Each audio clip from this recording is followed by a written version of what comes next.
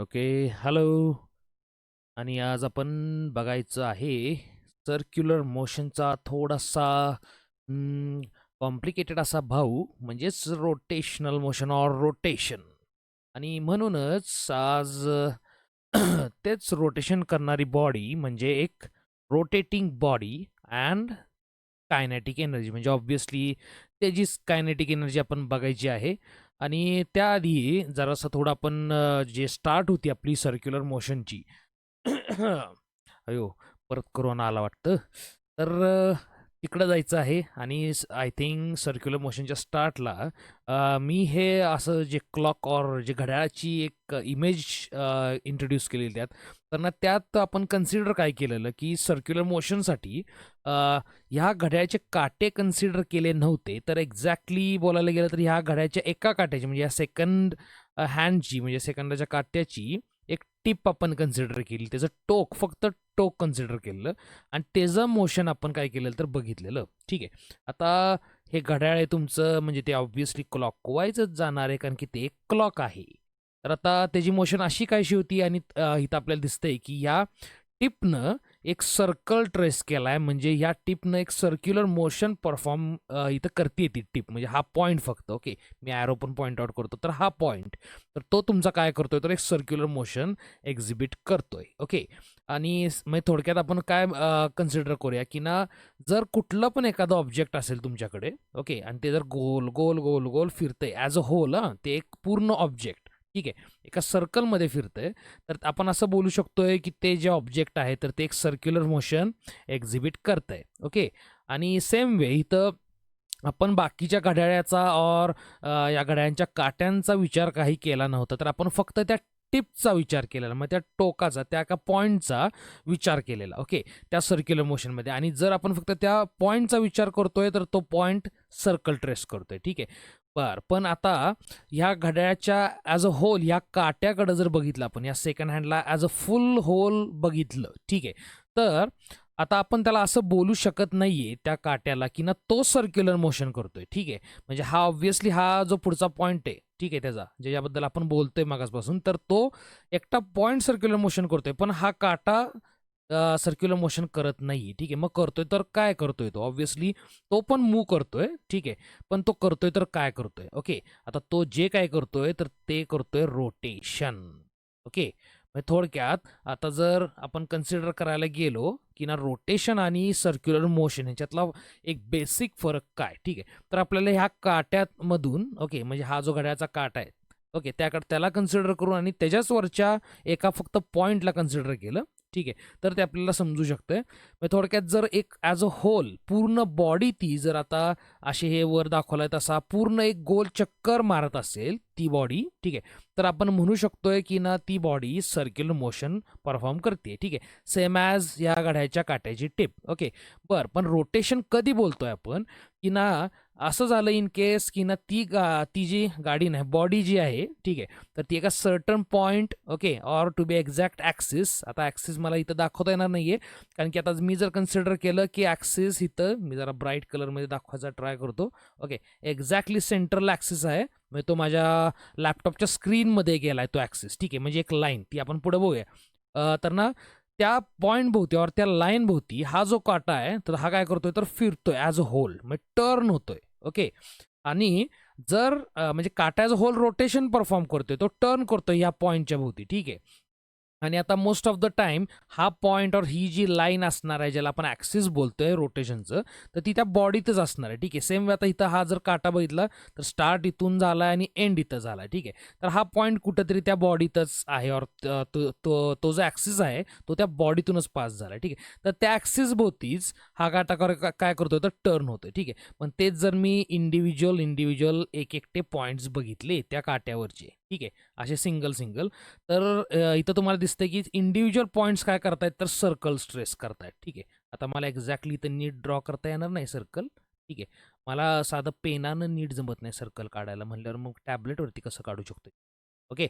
So अशा टाईपचे circle सगळे काय करतील तर ट्रेस करतील इंडिव्हिज्युअल पॉईंट्स. ठीक आहे. पण ॲज अ होल तो काटा काय करतोय तर ह्या पॉईंटच्या भोवती ओके तर ह्या जो सेंटरचा पॉइंट आहे, ठीक आहे, और जो जिथून ॲक्सिस पास होते ज्या पॉइंटमधून, तर त्या पॉइंटच्या भोवती सगळे तो काय करतो तर टर्न करतोय, म्हणजे रोटेशन करतोय. ओके. आता थोडंसं ॲक्सिस म्हणा, नाहीतर आपले ऑब्जेक्ट्स अँड रोटेशन्स बघायला मी तर साईडला 2 फॅन्स दाखवलेत. ठीक आहे. ऑब्व्हियसली एक आहे तुमचा वरचावाला जो आहे तो सीलिंग फॅन आहे, की जो आपण आपल्या छताला म्हणा, नाहीतर वरच्या सीलिंगला, म्हणूनच त्याचं नाव सीलिंग फॅन ऑब्व्हियसली. आणि दुसरा आहे तो टेबल फॅन आहे खालचा, म्हणजेच काय तर तो आपण टेबलवरती और हॉरिझॉन्टल सरफेसवरती प्लेस करत असतोय. ठीक आहे. आता दोघांच्यात जर डिफरन्स बघितला, एक इम्पॉर्टंट म्हणजे आपल्या रोटेशनल मोशन वाईज और रोटेशनल मोशनसाठी एक डिफरन्स बघितला, तर ना आहे डिफरन्स असा आहे की त्यांचे जे फॅनचे ब्लेड्स आहेत, ठीक आहे, म्हणजे सिलिंग फॅनचे आणि टेबल फॅनचे, तर ते ज्या प्लेनमध्ये काय करतायत तर मोशन करतायत, और ज्या प्लेनमध्ये रोटेट करतायत तर तो प्लेन. ओके. आता सिलिंग फॅनमध्ये तो जर प्लेन बघितला तर तो असा फ्लॅट म्हणजे हॉरिझॉन्टल प्लेन येणार आहे. ठीक आहे, एक मिनिट. हॉरिझॉन्टल म्हणजे आपल्या रिलेटिव्हली, मी आता समजा आता जशी स्क्रीन तुम्हाला दिसते तसं बघतोय, तर हे जर प्लेन येणार आहे ते म्हणजे हॉरिझॉन्टलवालं प्लेन येणार आहे. ठीक आहे, म्हणजे आडव्या प्लेनमध्ये ते ब्लेड फिरतायत. ओके.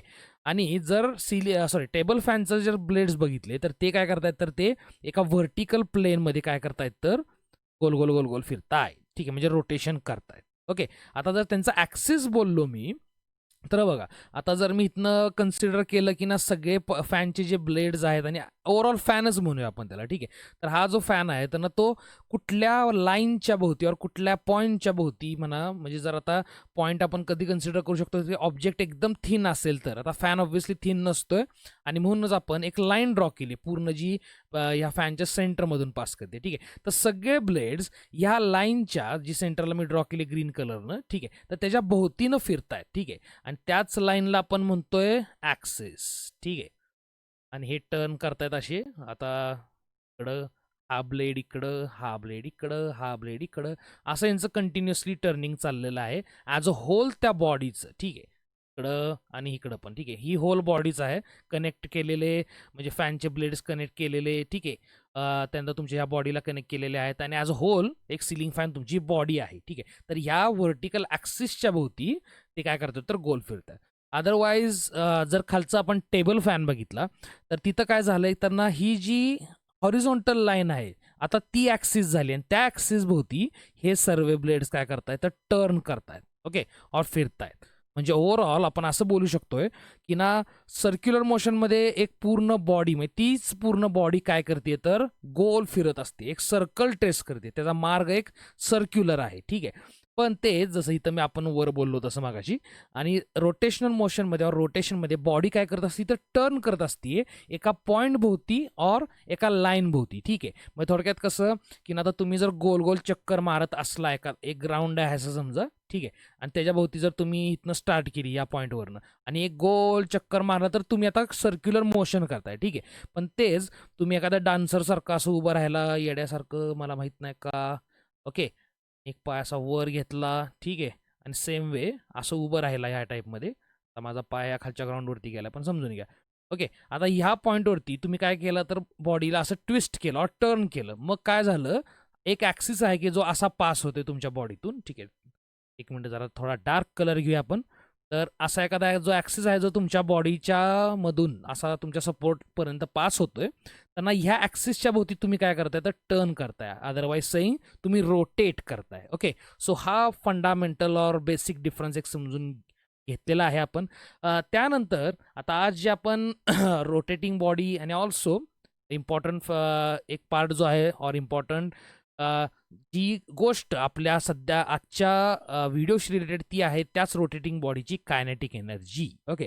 तर ते आर्टिकलकडे जाण्याआधी, डायरेक्टली जाण्याआधी, आपण आधी ह्या गोष्टीचा काय अर्थ आहे हे समजून घेऊया. त्या गोष्टीचं नाव आहे एखादी रिजिड बॉडी. ओके. तो रिजिड बॉडी काय असते ते बघूया. तर लेफ्ट साईडला मी गुलाबी कलरचे जे 14 फेब्रुवारीला तुम्ही एकमेकांना देता, हे बी कोण देत नसेल, मी तर कधी दिलेले नाही आहेत, कारण की मला फुगे आवडत नाहीत. तर असे फुगे मी इथं ड्रॉ केलेले आहेत. छान छानसा बदामाचा शेप आहे. फुगे नाहीत, ॲक्च्युली एकच फुगा आहे. ही मी सेकंड केस कन्सिडर करायला पाहिजे ॲक्च्युली. सो केस नंबर 1, आणि हा तोच फुगा आहे की जो कन्वर्ट झाला केस नंबर 2 मध्ये. ओके. आता बेसिकली काय आहे तर हा जो लेफ्ट साईडचा फुगा आहे हा वाला, ओके, तर तो थोडा छोटा दिसतोय, आणि आपण आता काय करूया की या फुग्यावरती 3 पॉइंट्स ड्रॉ करूया. ठीक आहे. ए, त्याला आता नाव पण द्यायची गरज नाही, पण ठीक आहे. ए, बी अँड सी. ओके.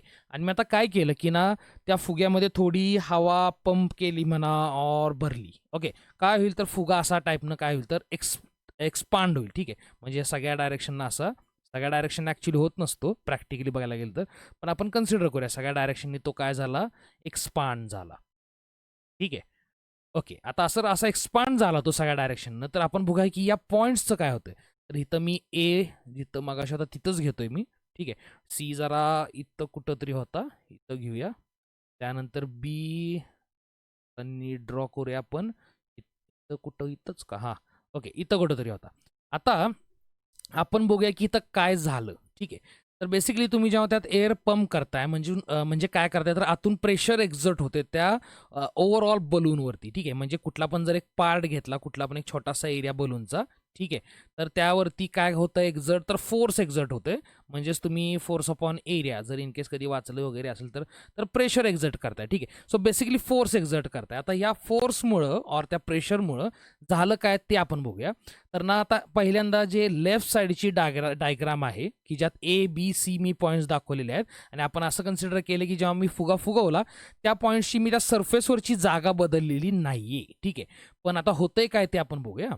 तर ना आता ऑलरेडी जो मी पॉईंट्स हे ड्रॉ केलेत आपण असं कन्सिडर करूया की तिथं जे पार्टिकल्स आहेत, ठीक आहे, तर ना ते फुग्याचे पार्टिकल्स, तर त्यांचं काय झालं. तर आता पहिली गोष्ट मी काय करतो तर ना ह्या दोघांच्या मध्ये काही एक डिस्टन्सेस आहेत ते कन्सिडर करूया आपण.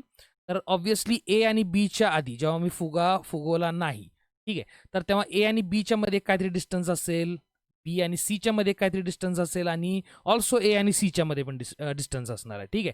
आता जेव्हा मी फुगा फुगवणार आहे तर तेव्हा काय झालं तर हे सगळे डिस्टन्सेस चेंज झाले.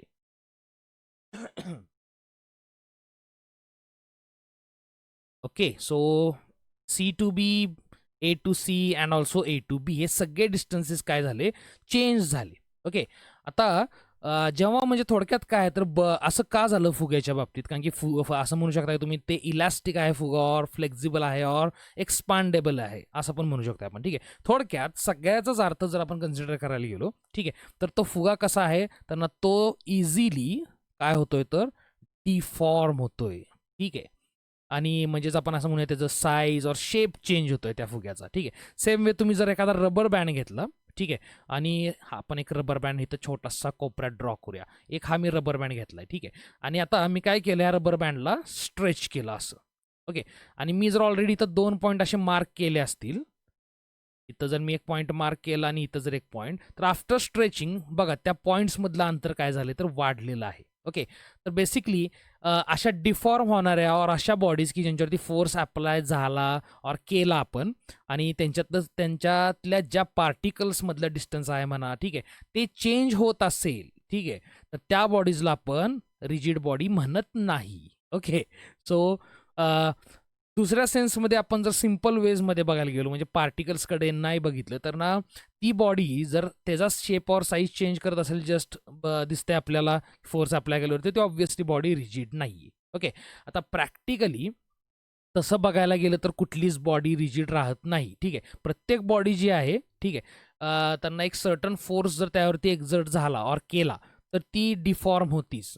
ब्रेक जरी झाली बॉडी तरी ऑब्व्हियसली डिफॉर्म झालेलीच आहे. ठीक आहे. त्यामुळं कुठलीच बॉडी तशी परफेक्टली रिजिड नसते.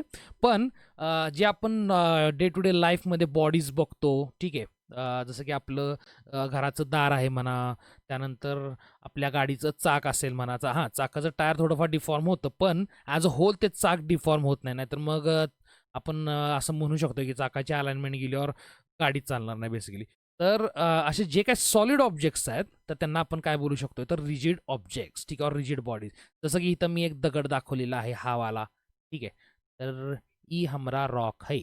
आणि आता आपण काय करूया की इथं पण असंच जर प्रकार केला तर मी 2च पॉईंट ड्रॉ करतो, ए आणि बी. ठीक आहे. समजा इथं कुठेतरी सी पण आहे. ओके. आणि आता समजा मी ह्यांच्यातले पण डिस्टन्सेस असे काहीतरी एक असतील डिस्टन्सेस. आणि आता हां, इथं पण आपण असं पण करू शकतो की ना जी इथं राईट साईडची केस आहे, ठीक आहे, म्हणजे हा वाला फुगा. आता मी जर इथं फोर्स एक्झर्ट केला असा, ठीक आहे, तर काय होईल अगेन हा बी पॉईंट आहे म्हणजे हा पार्ट जो आहे फुग्याचा एक हा इकडचा तर तो दबणार आहे. म्हणजे बेसिकली बी पॉईंटचा अगेन डिस्टन्स हा बी कुठेतरी इथं जाईल. ओके. आणि तसा बरंच दबेल, पण आपण कन्सिडर करू. तर पण झालं काय की ना C to B and A to B again distance काय झालं, चेंज झालं. सेम वे आता जर मी इथं फोर्स लावला या दगडावरती, ठीक आहे, असा एक फोर्स लावला आणि म्हणजे माणसाच्या हिशोबाने फोर्स लावला ना, तुम्ही म्हणाल की JCB घेऊन आला आणि फोर्स लावला, तसं नाही. तर ना एक एवढा फोर्स की ना बाबा आपल्याला ते ऑब्जेक्ट तसं ठेवायचं म्हणजे नॉर्मल कंडिशन्समध्ये, ठीक आहे. म्हणजे मी असं म्हणत नाही की हा मग तसं बघायला गेलं तर मग फुगा आणि रॉक एकसारखाच आहे, कारण की मग रॉक पण डिफॉर्म होते, ऑब्व्हियसली होतोय, ठीक आहे. प्रत्येक ऑब्जेक्ट डिफॉर्म होणारच आहे, ठीक आहे. पण नॉर्मल केसेसमध्ये जसं की फुगा तुमचा डिफॉर्म होतोय तसा स्टोन डिफॉर्म होणार नाही. ओके. और इव्हन आपण असं बोलूया की जरी डिफॉर्मिटी तयार झाली तर ती विजिबल नसणार आहे, म्हणजेच ती निग्लिजिबल असणार आहे आपल्यासाठी, ठीक आहे. तर फोर्स तुम्ही हातानं जर त्या प्रेस केला त्या स्टोनला, दाबला और इव्हन त्याला आपटला कुठं, तर हे C2A म्हणजे या दगडाच्या केसमध्ये C2A, A2B and also C2B distance काही चेंज होणार नाहीये. हां, मग आता अशा ऑब्जेक्ट्सला आपण काय बोलू शकतोय, तर अशा ऑब्जेक्ट्सला बोलू शकतोय, हे सॉरी हे नाही, हे वालं नाही, तर आमचा दगड आहे. तर अशा टाईपच्या ऑब्जेक्ट्सला आपण बोलू शकतोय की rigid bodies or rigid objects. Okay. आता हे थोडक्यात झालं रिजिड बॉडीचं. आणि आता जे काय आपण रोटेशनल मोशन ऑर रोटेशन बघायचं, तर त्यासाठी अशाच टाईपच्या रिजिड बॉडीजला आपण बघायचं आहे, ठीक आहे. त्याचं रिझन आपल्याला काही वेळानं समजेल. तर आता आपण जाऊया थोडंसं पुढं आणि असंच एक रिजिड ऑब्जेक्ट कन्सिडर करूया. आता याला तुम्ही एखादं लाकडाचं रॉड, लाकडाचं नाही, मेटलचा म्हणा, कुठल्या पण सॉलिड ऑब्जेक्टनं बनलेला एक रॉड और एखादा ठोकळा आहे असं समजा. ओके. म्हणजे हे जे मी खालच्या हे वालं, ठीक आहे, हे इथं पण मी तसंच करतो. ही केस नंबर 1 आणि ही केस नंबर 2, ठीक आहे. तर केस नंबर 1 म्हणजेच काय, हा जो चौकोनी तुमचा ठोकळा रॉड दिसतोय, तर तो ओरिजिनली असा होता, ठीक आहे. आणि आता हे जी मी केस नंबर 2 मध्ये दाखवलंय, म्हणजे तिकडे तिने पोझिशन चेंज झालेली आहे त्याची, आणि मी एक डॉटेड लाईननं तो रॉड और तो तुमचं जे काय ठोकळा वगैरे आहे, ठीक आहे, तर तो तशा टाईपनं मूव्ह झालेला आहे. ओके. आणि आता इथं आपण काही एक इनिशियल कन्सिडरेशन्स करूया.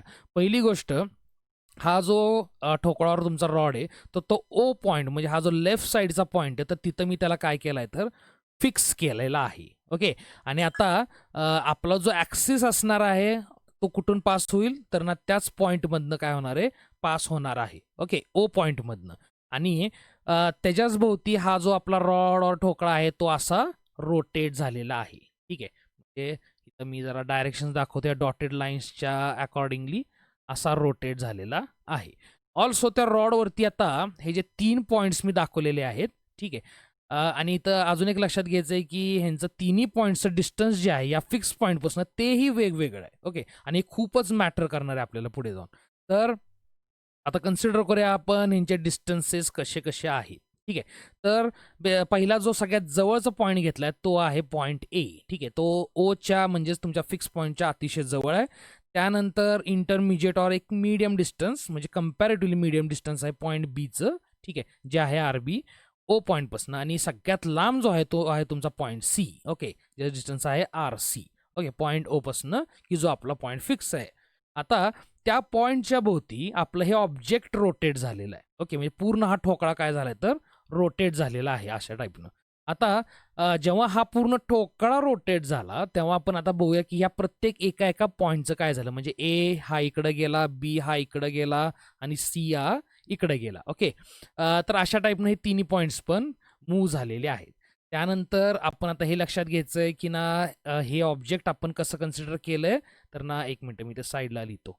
तर ना ह्या ऑब्जेक्टला आपण एक रिजिड ऑब्जेक्ट और रिजिड बॉडी म्हणलेलं आहे, ठीक आहे. म्हणजे त्याच्यातल्या पार्टिकल्सचं डिस्टन्स चेंज होत नाही, म्हणजेच ते ऑब्जेक्ट डिफॉर्म और त्याचा शेप और साईज चेंज करत नाही. ओके. तर असं हे ऑब्जेक्ट आहे. आता बघूया ह्याच्या पार्टिकल्स ह्या A, B, C बाबत थोडंसं आपण बघूया.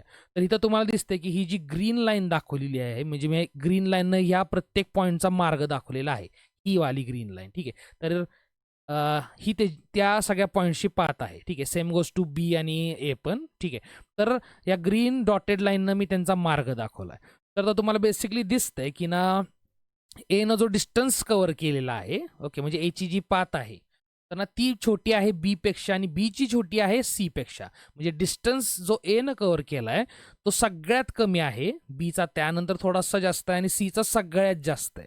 ठीक आहे. बरं, आता हे पण लक्षात ठेवायचं आहे की ना ए ज्याचं डिस्टन्स म्हणजे ज्याने सगळ्यात कमी डिस्टन्स कव्हर केलं या रोटेशनमध्ये, तर ना तो सगळ्यात जवळ आहे पॉईंट फिक्स पॉईंटच्या, आणि सी की ज्यानं सगळ्यात जास्त डिस्टन्स कव्हर केलंय आफ्टर रोटेशन, ठीक आहे, तर ना तो ओ पॉईंटपासून म्हणजे फिक्स पॉईंटपासून कसा आहे तर सगळ्यात लांब आहे. ओके. बरं, आता हे मोशन झालंय आणि ऑब्जेक्ट मूव्ह झालंय, रोटेट झालंय. मग आपण आता या पॉईंट्सच्या मोशनबद्दल थोडी माहिती घेऊया. म्हणजे थोडा कायनॅमॅटिक्सचा पार्ट आपण कन्सिडर करूया, म्हणजे बाकी काही जास्त नाही. तर आपण फक्त त्यांचा स्पीड बघायचा आहे, म्हणजेच तुमच्या लिनियर व्हेलॉसिटीचं मॅग्निट्यूड कन्सिडर करूया. तर बेसिकली सीचा स्पीड आपण व्ही सी कन्सिडर करूया, अगेन पॉईंट बीचा स्पीड व्ही बी आणि अगेन पॉईंट एचा स्पीड व्ही ए. ओके.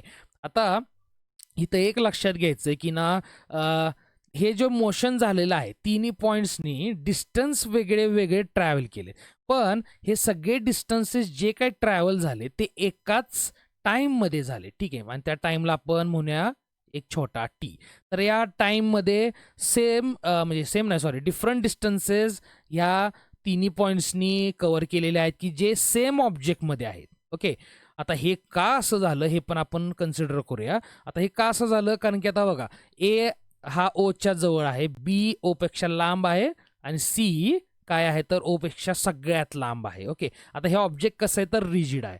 आता सपोज आपण करूया की ना ए आणि बी एका स्पीडनं जर फिरत असते, ठीक आहे, तर काय झालं असतं, आता जर मी तेवढीच पाथ जर एची दाखवली, बी एवढीच, तर साधारण ए आपण कन्सिडर करून चालूया की असा इथं कुठेतरी लांब असता. ठीक आहे. इथं कुठंतरी असता, इथं कुठं, ठीक आहे. आय होप की ना मी जरा बऱ्यापैकी कन्सिडरेशन केलेलं आहे. तर इथं कुठंतरी असतं. आता तसं झालं असतं तर याचा अर्थ काय झाला असतं की हा पार्टिकल जो आहे की जो ए पॉईंटवरती आहे त्या ऑब्जेक्टचा और त्या मटेरियलचा और त्या आपल्या ठोकळ्याचा, तर तो इकडं गेलाय, मग त्या रॉडचा पार्ट इकडं आलाय. ठीक आहे. आता बी राहिला इकडं, रॉडचा जो एच्या इथला पार्ट आहे तो आला इकडं. ठीक आहे. म्हणजे आता होईल काय, असं जर सगळ्याच पॉईंट्स आपण कन्सिडर केलं तर तो रॉड राहणार नाही, तर तो पूर्णपणे सुट्टा होईल. ठीक आहे. म्हणजे तो ऑब्जेक्ट और तो रॉड कसा राहणार नाही तर रिजिड राहणार नाही. ओके. सो हे एक कारण आहे की आपण म्हणून रिजिड ऑब्जेक्ट कन्सिडर करू शकतोय. असं काय नाही की जे ऑब्जेक्ट्स रिजिड नाहीत त्यांचं आपण रोटेशन कन्सिडर करू शकत नाही, त्यांचंही रोटेशन आपण कन्सिडर करू शकतो. फक्त तिथं आपल्याला भरपूर अजून बाकी सारे फॅक्टर्स कन्सिडर करायला लागतात. ओके. सो आत्तापुरतं तरी रोटेशनला आपण एवढंच कन्सिडर करूया की ना रिजिड ऑब्जेक्ट्स. ठीक आहे. तर बेसिकली हे ऑब्जेक्ट रिजिड असल्यामुळं काय झालं तर त्या ऑब्जेक्टला रिजिड राहण्यासाठी हे गरजेचं आहे की हे तिन्ही पण पॉईंट्स काय करावेत तर वेगवेगळ्या स्पीड्सनं मूव्ह व्हावेत. ओके. वेगवेगळ्या डिस्टन्सेस कव्हर करावेत. ओके. कारण की ते त्या फिक्स पॉईंटपासून पॉईंट ओ पासून काय आहे तर वेगवेगळ्या अंतरावरती आहे. ओके. सो बेसिकली आता मग सी की ज्यानं सगळ्यात जास्त काय केलं तर डिस्टन्स कव्हर केला टाइम टी मध्ये, तर त्याचा स्पीड मी बोलू शकतोय. आधी बेसिकली स्पीडचा आपण जर कन्सिडर केला बेसिक फॉर्म्युला, तर speed gives you speed equals distance upon time. Okay. So हा जर मी सिंपल एक फॉर्म्युला कन्सिडर केला. ओके. आणि ह्याला दरवेळेला वेलॉसिटी असं काय कन्सिडर करायची गरज नाही आहे. मोस्ट ऑफ द टाइम वेलॉसिटीच बोललं जाते. पण बेसिकली जेव्हा तुम्ही डायरेक्शन पण कन्सिडर करताय, ठीक आहे, आणि ऑल्सो मॅग्निट्यूड पण, म्हणजे बाय डेफिनेशन वेक्टर आहे, आणि तर तेव्हाच ॲटलिस्ट म्हणजे मला तर वाटतं की वेलॉसिटी कन्सिडर करावी यूज करावी. अदरवाईज तशी काय गरज नाही आहे. जर तुम्ही फक्त मॅग्निट्यूड बघत असाल तर त्याला स्पीड बोलणंच कन्सिडर म्हणजे बेटर आहे त्याला. ओके. हां, त्याला तुम्ही सिम्बॉल ॲज अ व्ही, छोटा व्ही दाखवू शकता विदाउट वरचा तुमचा ॲरो. म्हणजे व्ही सीच्या वेलॉसिटीला मी असा ॲरो जर नाही दाखवला, ओके, तर ना मग मी त्याला स्पीड बोलू शकतो और वेलॉसिटीचं मॅग्निट्यूड पण, काही प्रॉब्लेम नाही. तर पहिल्यांदा व्ही सीचा स्पीड जर मी कन्सिडर केला अकॉर्डिंग टू हा वाला फॉर्म्युला डिस्टन्स अपॉन टाइम, तर व्ही सीनं हा जो डिस्टन्स आहे एवढा इकडचा, ठीक आहे, तो कव्हर केला आपण. आता त्या डिस्टन्सला पण नाव देऊया, ह्याला म्हणूया डी सी, बीच्या डिस्टन्सला म्हणूया डी बी आणि एच्या डिस्टन्सला म्हणूया डी ए. ओके. तर D subscript C upon time T. ठीक आहे. त्यानंतर बीचा डी बी अपॉन टाइम छोटा टी, आणि फायनली जो तुमचा ए आहे त्यांना त्याचा dA/T.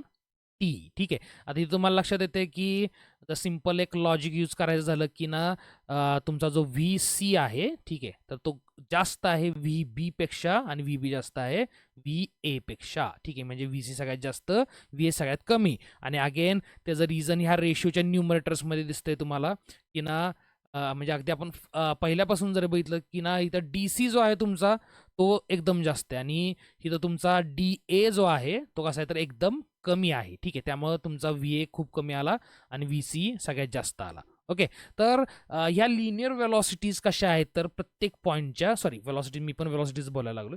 तर हे जे लिनियर स्पीड्स आहेत और वेलॉसिटीचे मॅग्निट्यूड्स आहेत तर हे कसे तर डिफरंट आहेत ह्या डिफरंट पॉईंटसाठी, म्हणजे ज्यांची पोझिशन वेगवेगळी आहे. ओके, बरं आता अ, अ, आपण करूया काय, त्यांना जिथं स्पीड बोलतोय और जिथं वेलॉसिटीचा उल्लेख येतो और इवन वेलॉसिटीच्या मॅग्निट्यूडचा, ठीक आहे, तर तिथं अजून आपण एक गोष्ट कन्सिडर करतो और अजून एक गोष्ट कन्सिडर करत्या की ना kinetic energy 1/2 mv squared. Okay, तर ही आहे लिनियर मोशनमध्ये असलेल्या ऑब्जेक्टची कायनेटिक एनर्जी. ठीक आहे, आता इथं तुम्हाला दिसतंयच की ना प्रत्येक पार्टिकलला ॲज अ पार्टिकल मी बघितलं तर ना सगळ्यात जास्त कायनेटिक एनर्जी तुमच्या पॉईंट सी ची येणार आहे. ठीक आहे, कारण की त्याची वेलॉसिटी सगळ्यात जास्त आहे.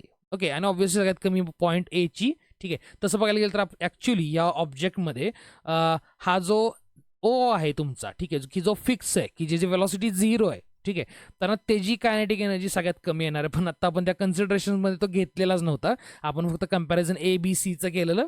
त्यामुळे म्हणजे A-B आणि Cच्या मध्ये सगळ्यात कमी तुमचा ए होता. ओके, हा तुम्ही ओला पण इन्क्लूड केला की जो फिक्स आहे, की ज्याची वेलॉसिटी 0 आहे. ठीक आहे, म्हणजे तुम्ही फॅनचा सेंटर जर बघितला, ठीक आहे, म्हणजे सिलिंग फॅन और टेबल फॅन त्याचा सेंटर बघितला, त्याला हात लावायचा ट्राय करू नका.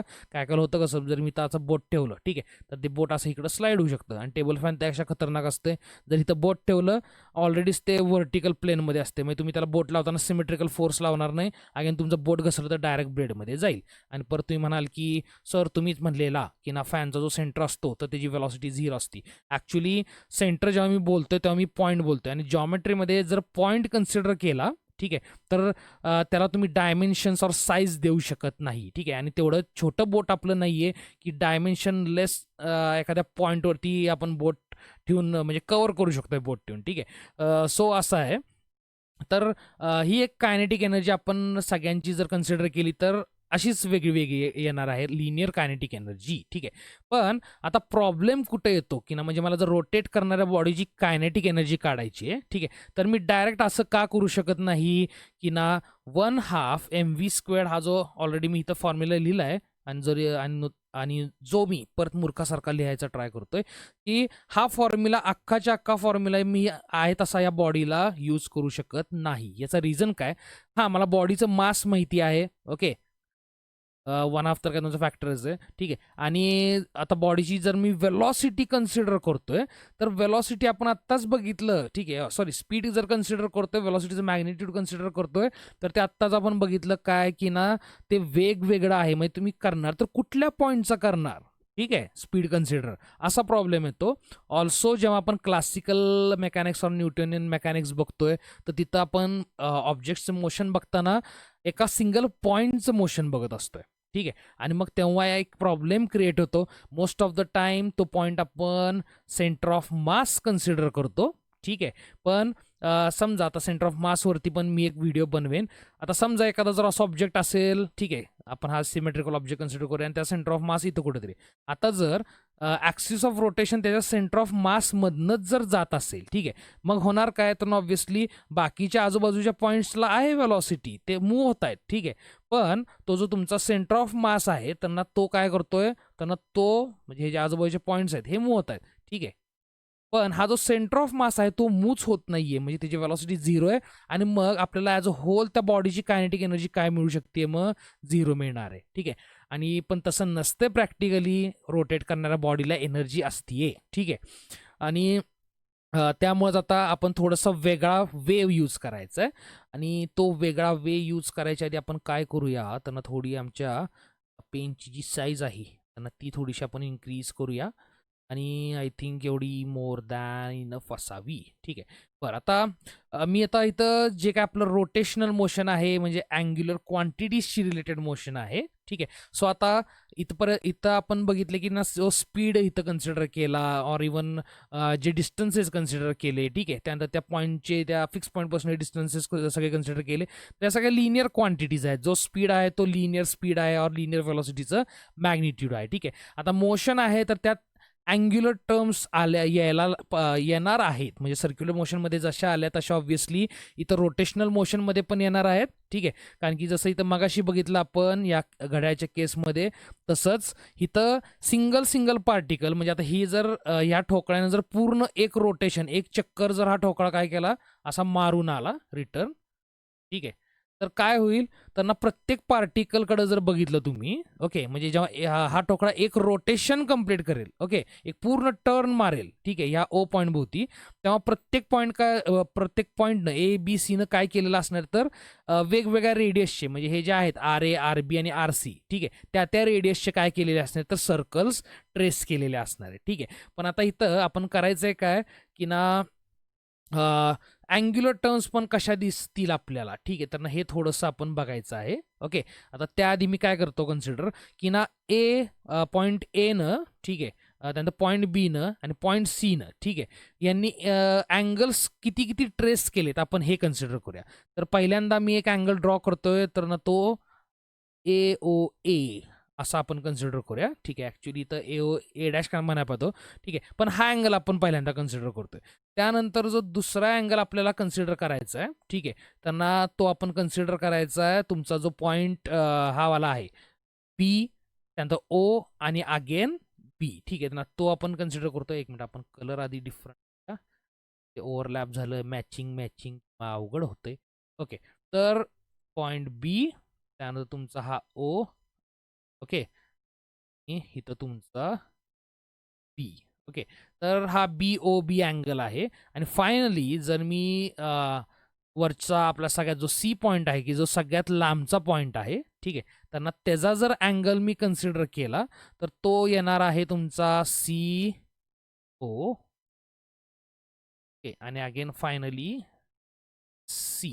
ठीक आहे. आता थोडंसं वाकडं तिकडं कारण की ओव्हरलॅप्सच होणार आहेत लाईन्स.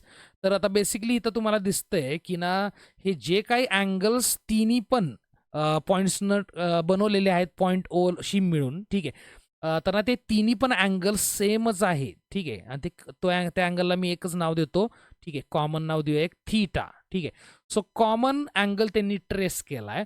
म्हणजेच काय तर ना तिन्ही पण पॉईंटशी जर मी अँग्युलर डिस्प्लेसमेंट कन्सिडर केली ठीक आहे तर तीच अँग्युलर डिस्प्लेसमेंट म्हणजेच हा जो त्यांनी अँगल ट्रेस केलेला आहे तो आहे. म्हणजे तिन्ही पॉईंटशी जर अँग्युलर डिस्प्लेसमेंट मी कन्सिडर केली तर ती कशी आहे तर सेम आहे. म्हणजे तिघांनी सेम अँगल बनवला आहे. ओके. सो अँग्युलर डिस्प्लेसमेंट तुमची थीटा आणि मागशीच टाईमबद्दल आपण बोललो की तिघांनी सेम टाईम घेतलेला आहे आणि मग आपण एक रेशिओ कन्सिडर करूया. तो रेशिओ आहे थीटा म्हणजे आपली अँग्युलर डिस्प्लेसमेंट म्हणजे किती अँगलनं त्या ऑब्जेक्ट्सनी मोशन केले ते ओके त्यानंतर म्हणजे त्यांची अँग्युलर पोझिशन कितीनं चेंज झाली ते ओके अपॉन टाईम आणि हेच आपलं असतं एक सिम्पल लँग्वेजमध्ये तुमचं अँग्युलर स्पीड ऑर अँग्युलर व्हेलॉसिटीचं मॅग्निट्यूड.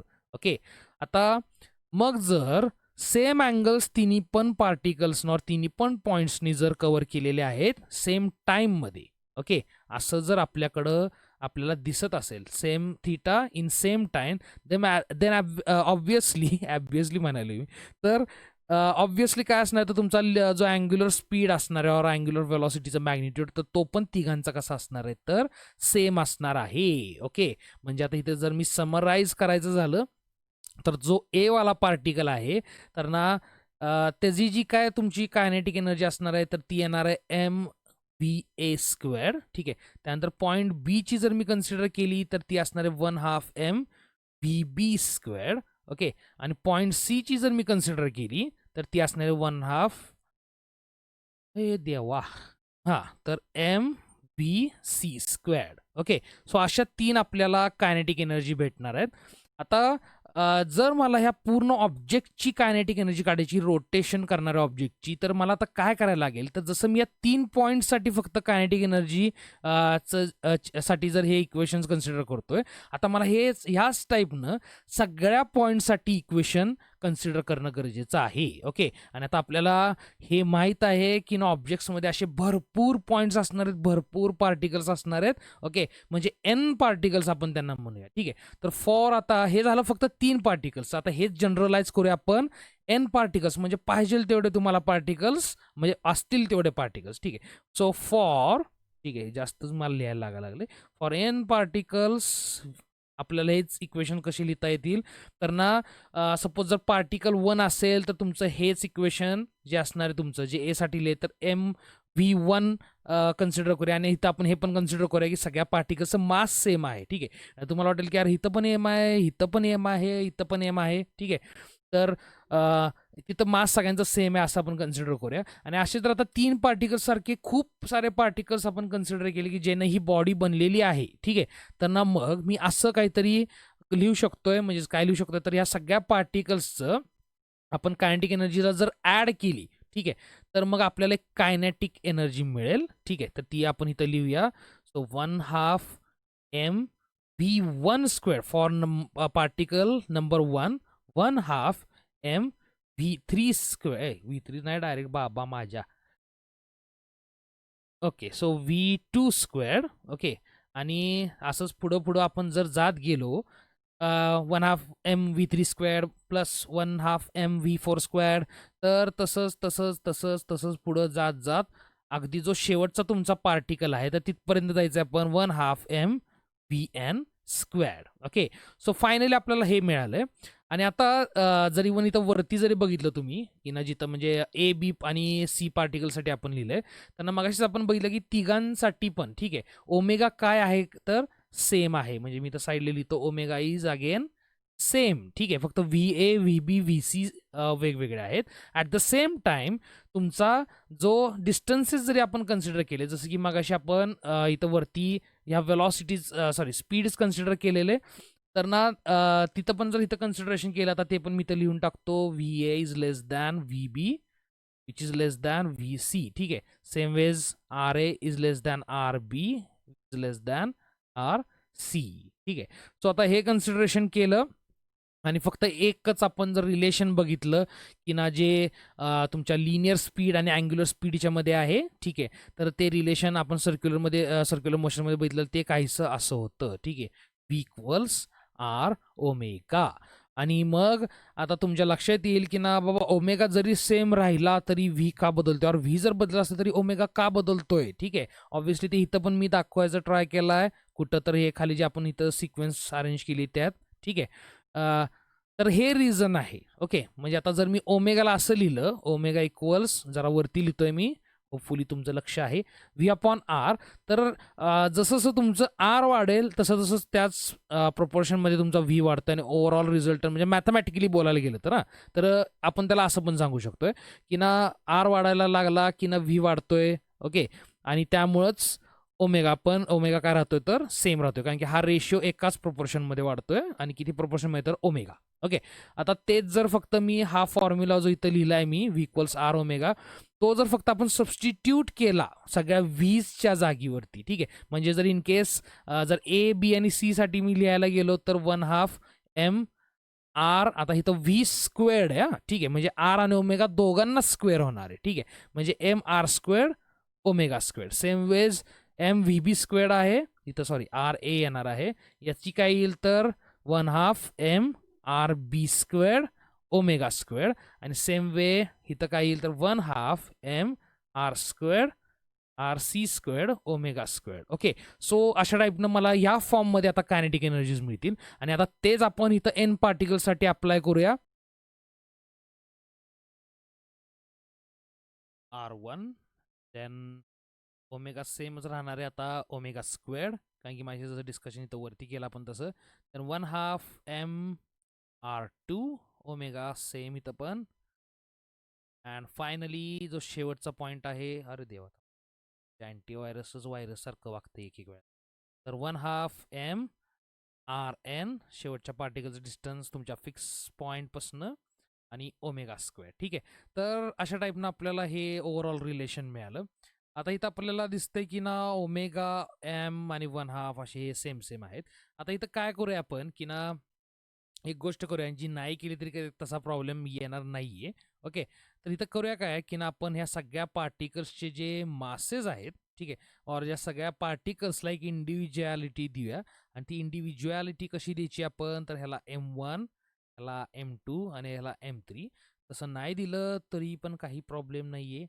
आपण ते पण बघूया. मी सांगेन तुम्हाला हे डेरिव्हेशन आधी होऊ देत, मग आपण कन्सिडर करूया की तसं नाही जरी आपण कन्सिडर केलं तरी पण का चालू शकतंय. ठीक आहे. तर बेसिकली आता इथं 1/2 आणि ओमेगाचा आहे तुमचा ओमेगा स्क्वेअर्ड, आणि इथं ब्रॅकेटमध्ये अशी काही एक टर्म मला मिळेल M1R1. अरे ह्याचा स्क्वेअर पण राहिला, लईच राहायला लागले आजकाल माझ्याकडनं. हां, M1R1 स्क्वेअर्ड, कारण की इथं V1 जो आहे तुमचा, तसं मगाशी आपण बघितलं तसं ॲज अ होल R1 आहे, आर ओमेगा आहे. मग व्हीला स्क्वेअर तर आर स्क्वेअरला, आरला पण स्क्वेअर आणि ओमेगाला पण स्क्वेअर. ठीक आहे. सो अरे ओमेगा बाहेर काढलाय बोलण्याच्या नादात. M2R2 squared plus M N आणि तुमचा सॉरी इथं 3 नाही, इथं N आहे, MNRN स्क्वेअर्ड. ठीक आहे. बरं, मला हे डेरिव्हेशनची एक चांगली सवय लागली की वरच्या स्टेपगत खालच्या करायच्या, नंतर घोकंपट्टी करून एक काळ होता की आम्हाला पण सांगण्यात आलेलं की ना तसे चांगले मार्क पडतात, पण ते चुकीचं आहे. या ज्या सर्टन टेक्निक्स नंतर नंतर मी शिकलो, ज्या मला वाटल्या बेटर आहेत, त्यांनी बऱ्याच वेळेला मला वाचवले अशा टाईपनं. तर आता ही जी टर्म आहे पूर्ण, ही जी ब्रॅकेटमध्ये आहे, ठीक आहे, तर ह्याला मॅथमॅटिकली मी एवढंच लिहू शकतोय. ओमेगाला आहेतच लिहिता आधी लिहितो मी. तर समेशन करूया आपण त्याचं. I goes from 1 to N आणि ह्याला मी असं लिहितो MIRI स्क्वेअर. ठीक आहे. तर इथं बेसिकली याचं म्हणणं काय आहे की ना आपण हे जे M1 M2 असे MN पर्यंत सिरीजमध्ये जे पार्टिकल्स आहेत ते कन्सिस्टंट, तर या सगळ्या पार्टिकल्सला हे कंबाईन आणि त्यांचं ॲडिशन केलं आपण या सगळ्या टर्म्सचं, तर त्यांना आपण एक कंबाईन टर्म्समध्ये ह्या अशा टाईपनं लिहिलं. सो बेसिकली आपण काय करतो तर सम करतो. ठीक आहे. We are summing particles right from particle of mass M1 having distance R1. ठीक आहे. From that fix point or axis. तर कुठून कुठं तर 1 2 3 असं कुठपर्यंत, तर 9 नाही, N पार्टिकलपर्यंत, आणि त्या सगळ्याची ही सम आहे हे जे ब्रॅकेट आहे ते. ओके. आता आपण करूया काय, ह्याला थोडंसं वेगळ्या फॉर्ममध्ये. आता बेसिकली ही काय आहे तर आपण काढलेली कायनेटिक एनर्जी आहे, आणि ह्या रोटेटिंग बॉडीची, आपली जी बॉडी की ज्यात ते सगळे पार्टिकल्स आहेत त्याची रोटेटिंग बॉडीची कायनेटिक एनर्जी. सो मी ह्याला आर असं सिम्बॉल देतो आणि ह्याला थोडंसं रिअरेंज करतो, म्हणजे ओमेगाला तिकडं टाकतो त्या ब्रॅकेटच्या, आणि याला मध्ये घेऊया आपण. So MIRI squared and finally इथं आपला ओमेगा स्क्वेअर. आणि आता खाली मी लिनियर मोशन मधल्या कायनेटिक एनर्जीचं फॉर्म्युला लिहितो की जो काय आपला M1/2 स्क्वेअर. आता थोडंसं जर कम्पेअर केलं आपण, तर इथं आपल्याला दिसतंय की ऑब्व्हियसली इथनं आपण हे ना याच फॉर्म्युल्याने इथपर्यंत आलो KR पर्यंत. तर या एनर्जीज आहेत, ही जी आहे वरची आहे ती रोटेशनल कायनेटिक एनर्जी, रोटेट करणाऱ्या बॉडीची, आणि खालची ती लिनियर मोशनमधली आहे. हे 1/2 काय मॅथमॅटिकल आपल्याला दोन्हीकडे सेम आहेत, 1/2. ठीक आहे. त्यानंतर जे आता इम्पॉर्टंट टर्म्स जर आपण कन्सिडर करायला गेलो, तर इथं व्ही जी लिनियर वेलॉसिटी आहे, ठीक आहे, तर त्याच्याच जागेवर म्हणावर त्याला त्याच्यासारखीच इथे एक टर्म आहे, ती आहे तुमची अँग्युलर सॉरी वेलॉसिटी नाही म्हणू शकत अगेन मी, त्याचं मॅग्निट्यूड ऑर स्पीड. ठीक आहे. सेम वेज इथं पण अँग्युलर स्पीडच आहे ते, और अँग्युलर वेलॉसिटीज मॅग्निट्यूड. म्हणजे आपण यावरनं असं कन्सिडर करू शकतोय की ऑब्व्हियसली जसं इथं एम आहे तशीच ही काहीशी एम सारखी, म्हणजेच मास सारखी ही ब्रॅकेटवाली टर्म आहे. ठीक आहे. आता ह्या टर्मला आपण नाव देऊया, आधी सिम्बॉल देऊया एक काहीतरी की जे लागतं आपल्यासारख्याला इक्वेशन्स आणि फॉर्म्युल्यामध्ये. तर ते आहे आय, आणि ह्याचं नाव आहे मोमेंट ऑफ इनर्शिया. ओके. और त्यासारख्यांसाठी अगेन ज्यांना लिखाणाचा कंटाळा कंटाळा आहे, रोटेशनल इनर्शिया. तर हे बेसिकली असं आपण कन्सिडर करू शकतो की जसा वरचा फॉर्म्युला रोटेशनल मोशनसाठी आहे, और सॉरी उलटं झालं, जसा खालचा फॉर्म्युला लिनियर मोशनसाठी आहे, ठीक आहे, तसाच वरचा आपला रोटेशनल मोशनसाठी आहे. आता मी इथं अगेन फायनल याच इक्वेशनला इथं असं लिहितो. So kinetic energy of rotation त्या पार्टिकलची इज आय ओमेगा स्क्वेअर. त्या ब्रॅकेटमधल्या टर्मला मी आयनं जस्ट सबस्टिट्यूट केलं. तर जशी वरची तुमच्या रोटेशनल मोशनमधली टर्म आहे तशीच खालची तुमच्या लिनियर मोशनमधली आहे. और कसं म्हणू शकताय, जसं तुमचं म्हणजे ज्या क्वांटिटीज तुमच्या लिनियर मोशनमध्ये जे काम करतात और जसं बिहेव करतात तशाच आपल्या ह्या फॉर्म्युल्यातल्या क्वांटिटीज अँग्युलर मोशन और रोटेशनल मोशनमध्ये बिहेव करतात और तशा असतात. त्यांचं काम तसं असतंय. म्हणजे थोडक्यात जसं इथं लिनियर व्हेलॉसिटी होती तशीच तिकडं अँग्युलर व्हेलॉसिटी. सेम वाईज जसं इथं मासमध्ये, ठीक आहे, इथं मास जे आपल्याला दिसतंय लिनियर मोशनच्या फॉर्म्युलामध्ये तसं सेम काम और तसं सेम काहीचं बिहेव हा आय करतोय. ठीक आहे, म्हणजेच ही ब्रॅकेटमध्ये टर्म करते ॲज अ होल, ती टर्म करते. ठीक आहे, त्या आय सारखंच बिहेव. ठीक आहे, आता ही जी कन्सेप्ट आहे मोमेंट ऑफ इनर्शिया, तर ह्याला मी डायरेक्ट एक सेपरेट सेशन घेणार आहे. ठीक आहे, कारण की तशी इंटरेस्टिंग कन्सेप्ट आहे, पण अतिशय चांगली कन्सिडर करणं और त्याला थोडं स्पेशल प्रायोरिटी देणं गरजेचं आहे. ठीक आहे, सो मी आत्ता ओढत ताणत कसं तरी लेक्चर टाईम हे करत नाही ते. सो आपण नेक्स्ट लेक्चरला हे मोमेंट ऑफ इनर्शिया आपण बघूया. Okay, so till then very very good bye.